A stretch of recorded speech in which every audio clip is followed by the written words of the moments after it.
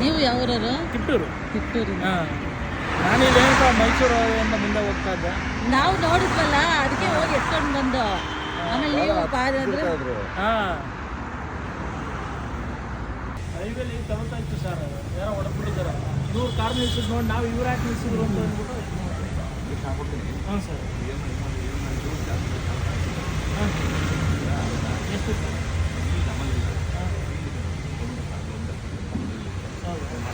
ಏನು ತಗೊಂಡು ಬರಬೇಕು? ಎಕ್ಸ್ರೇ ಮಾಡಿಸಿ ಕಾಲ್ಗೆ. ಹೌದಾ? ಎಲ್ಲಿ ಮಾಡ್ತಾರೆ? ಮಂಡ್ಯದಲ್ಲಿ ಕಾಳಿಕಾಂಬ ದೇವಸ್ಥಾನ ನೋಡಿದ್ರಾ? ಹಾಂ, ಅಲ್ಲಿ ಪಕ್ಕದಲ್ಲಿ ನಮ್ಮ ಗೌರ್ಮೆಂಟ್ ಹಾಸ್ಪಿಟಲ್ ಇದೆ. ಹಾಂ, ನಾವು ಚಾಮುಂಡೇಶ್ವರಿ ಹೋಗ್ತಾ ಇದ್ವಿ. ರೋಡ್ನಲ್ಲಿ ಬಿದ್ದಿತ್ತಲ್ಲ, ಅವರು ಬಂದರು, ಕರ್ಕೊಂಡು ಬಂದು ಇಲ್ಲಿ ತೋರ್ಸಕ್ಕೆ ಕರ್ಕೊಂಡು ಬಂದಿದ್ದು.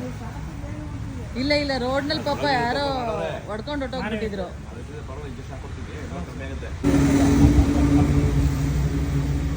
ಅದಕ್ಕೆ ನಿದ್ದೆ ಬರ್ತಾ ಇದೆ, ಒಂಥರ ಪೇಯ್ನ್ ಕಮ್ಮಿ ಆಯ್ತಲ್ಲ, ಇದಾಗ್ತದೆ.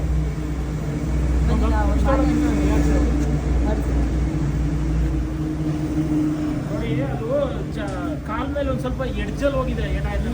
ಎರಡು ಕಾಲಲ್ಲಾಗಿದೆ, ಬಾಲನೂ, ಆಮೇಲೆ ಇಲ್ಲಿ ಕಿತ್ಕೊಂಡೈತೆ ಕೂದಲು. ಹಿಂಗೆ ಟೈರೇನೋ ಎಡ್ಜಲ್ ಹೊಡೆದೈತೆ. ರೋಡ್ನಲ್ಲಿ ನಾಯಿ ಬಿದ್ದಿತ್ತು.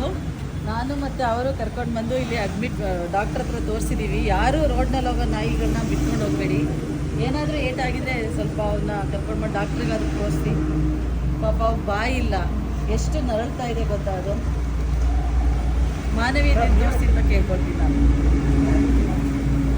ಬಾಯ್.